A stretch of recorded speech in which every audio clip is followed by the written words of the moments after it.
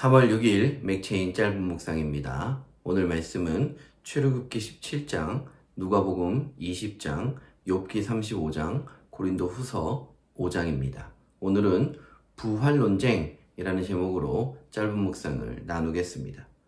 부활이 없다고 주장하는 사두개인들이 예수님을 찾아왔습니다. 그들은 현실적으로 거의 불가능하지만 혹여나 있을 법한 한 가정을 세워서 예수님께 묻습니다. 그 내용은 이렇습니다. 한 남성에게 시집간 여성이 자녀가 없이 남편이 죽었고 유대의 전통을 따라 그 동생이 이른바 형수와 결혼했지만 마찬가지로 자식이 없이 죽었습니다.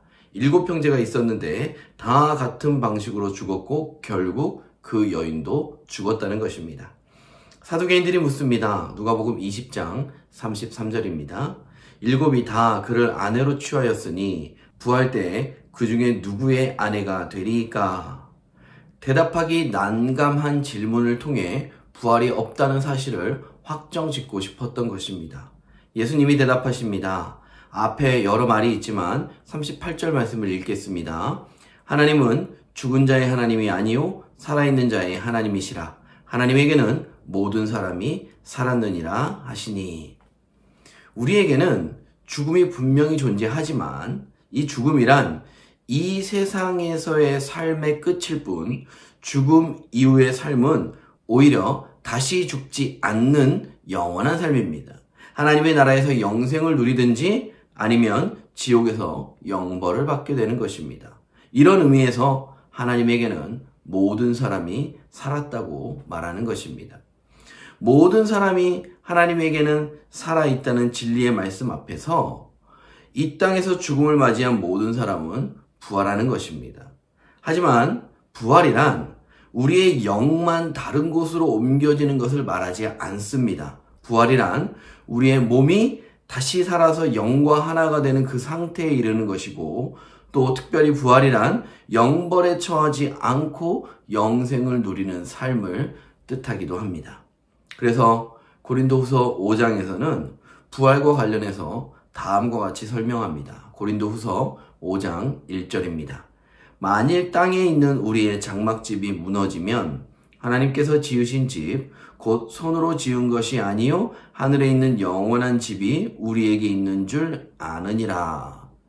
세상의 것이 영원하지 않음을 볼 때에 영원한 것이 있다는 그것을 깨닫게 된다는 비유이기도 하고 동시에 무너지는 장막집은 우리 육체의 죽음을 뜻하고 또 하늘에 있는 영원한 집은 부활을 뜻하는 것입니다. 우리의 죽음 혹은 부활에 관한 말씀을 좀 더 살펴보십시다. 4절입니다. 참으로 이 장막에 있는 우리가 짐진 것 같이 탄식하는 것은 벗고자 함이 아니요 오히려 덧입고자 함이니 죽을 것이 생명에 삼킨 바 되게 하려 함이라. 무슨 말입니까? 죽음을 통한 끝이 아니라 부활을 통한 영원한 삶에 대한 이야기를 하는 것입니다. 죽을 것이 생명에 삼킨 바 되었다는 오묘하고도 놀라운 표현이 등장하는 것이지요. 우리는 사도신경의 고백처럼 몸이 다시 사는 것과 영원히 사는 것을 믿는 사람들입니다. 7절입니다. 이는 우리가 믿음으로 행하고 보는 것으로 행하지 아니함이로라. 보이는 것은 유한하지만 믿음의 눈으로 보는 것은 영원한 줄 믿습니다.